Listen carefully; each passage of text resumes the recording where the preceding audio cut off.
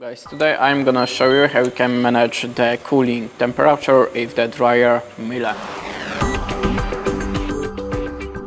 So in the first step we have to turn on the device and open the doors. Now hold the start button and close the door in the same time.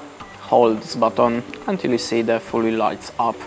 Now we are in the settings mode, so we see the P01, and to manage the cooling temperature we have to open the P04 section. So to open it, click on the start, and now we are in the choosing level.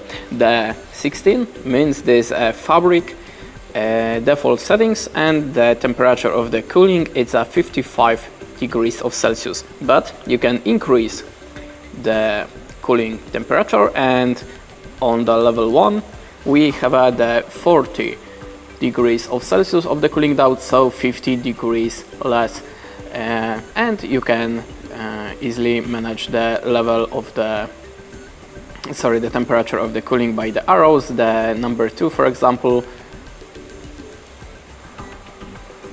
the number 2 for example is 41, 42, 43, etc.